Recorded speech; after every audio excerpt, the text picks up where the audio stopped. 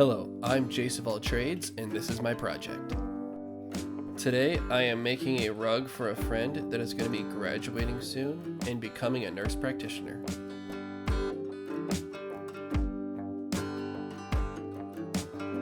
I am starting this rug by trimming the tufting material to the right size and setting it into the wooden frame.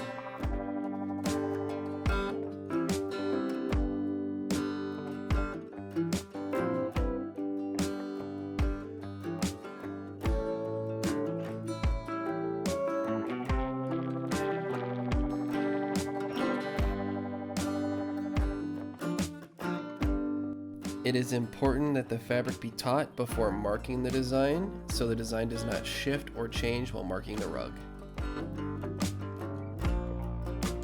Next, I projected the design onto the fabric and used a Sharpie marker to mark the design.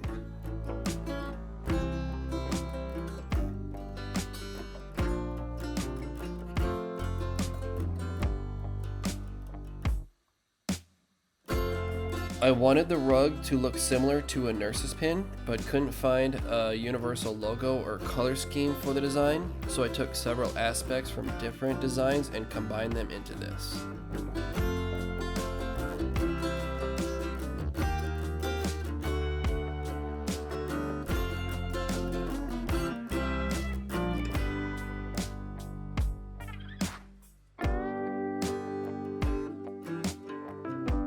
I started tufting by doing the outline first because it allows me to establish the border of each different colored item in the design.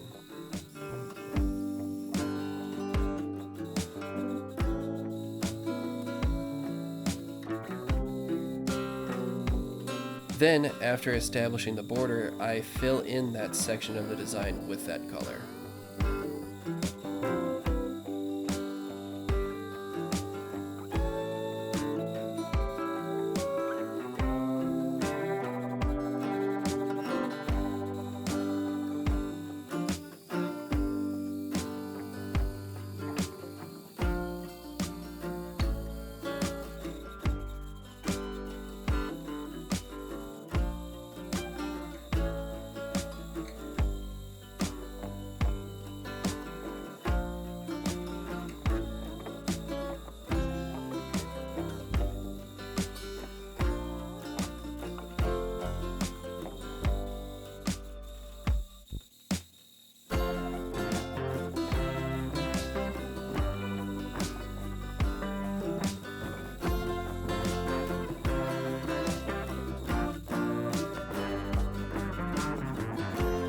I started with red because it is the most used color and I don't like switching until I'm completely done with that color.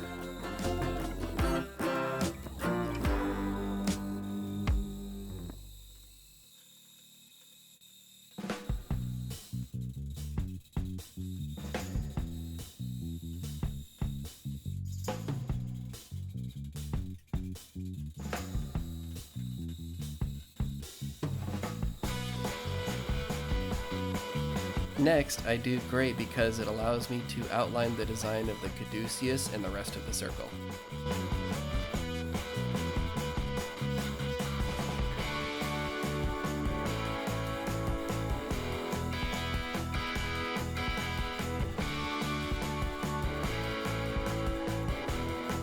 In the process of making this video, I found out that the snake pulse symbol that you see in a lot of medical facilities is actually called the caduceus.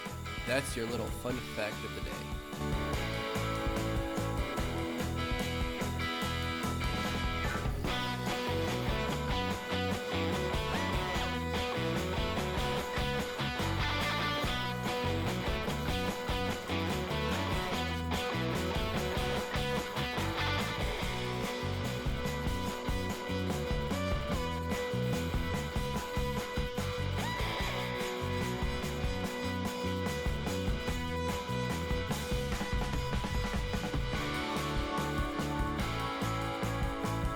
I then fill in the caduceus and the outside border of the circle with white, and this is when you really start to see the design of the rug come together.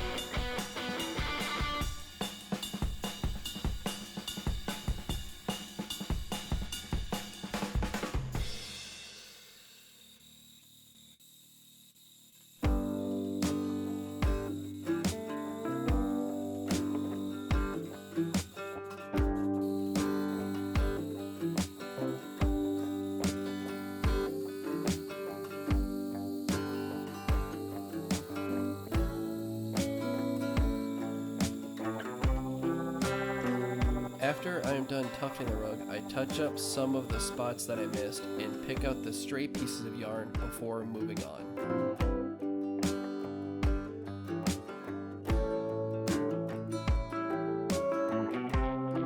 Next, I use carpet glue on the back of the rug and try to spread an even layer of glue over the entire back of the rug.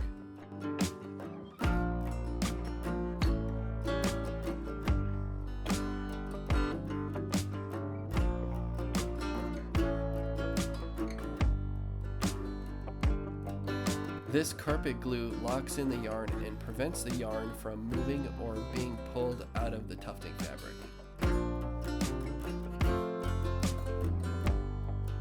After applying the glue, I set the rug aside to allow the glue to dry, and this typically takes around 24 hours for the glue to fully dry and cure.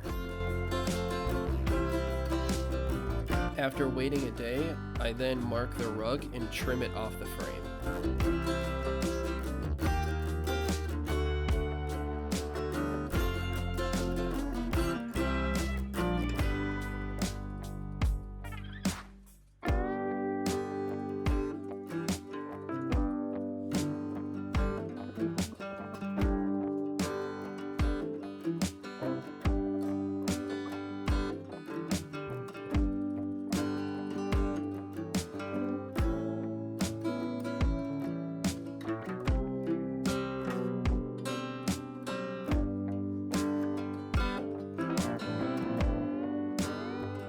I then apply a different kind of glue to the back of the rug and then to the excess tufting material until I cover the entire border.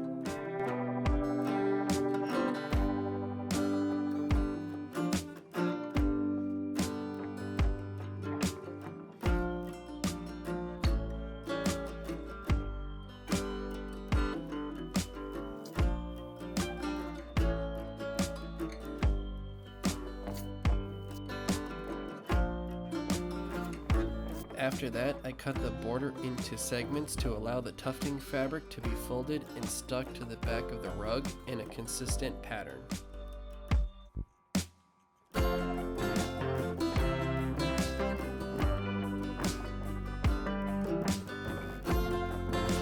This pattern gives the rug a more seamless appearance, so it is less visible from the sides.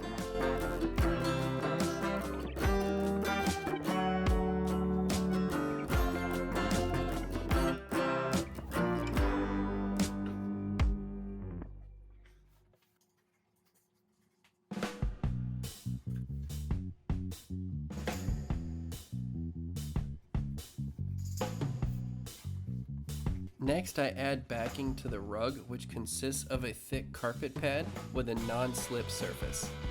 I was running low on padding, so I needed to piece together the pad from different scraps of padding that I had laying around. I contacted the person that I was making the rug for before doing this because I could not buy more padding when I was making the rug. Then I used a strong spray adhesive to join the rug and the back.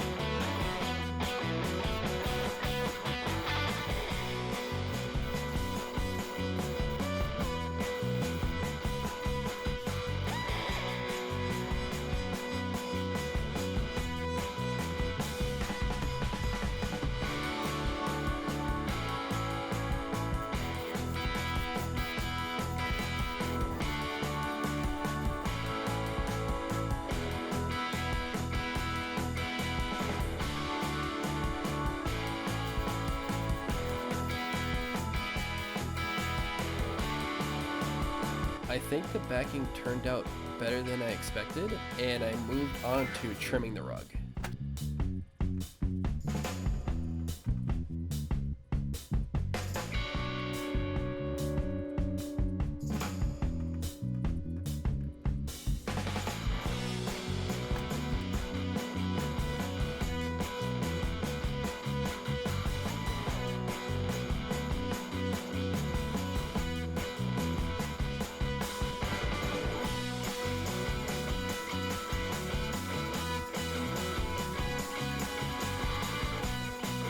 rug uniformly until I had the same consistent length throughout the rug.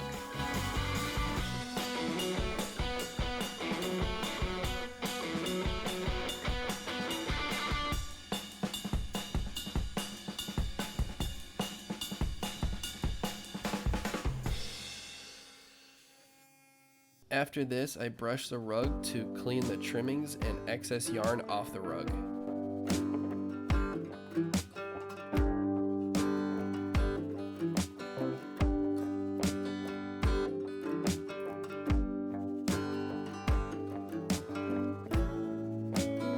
Then I start fine trimming the rug by separating the two different colors that border each other and trim the lighter of the two colors.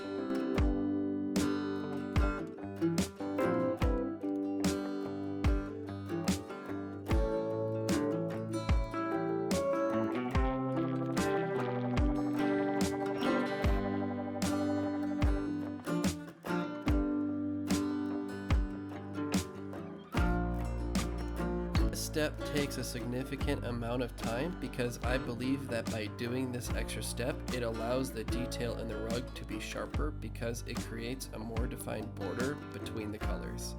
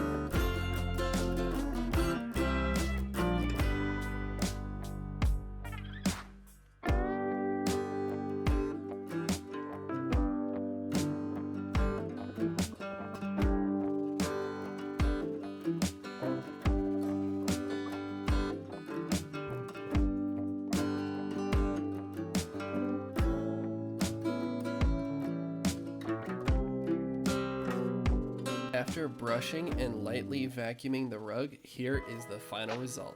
I think that this rug turned out pretty good, and after delivering the rug to the client, they were very satisfied with how the rug looks and feels. Thank you for watching. I hope you enjoyed the video. Please consider subscribing if you want to see more of my content in the future, and I will see you in the next video.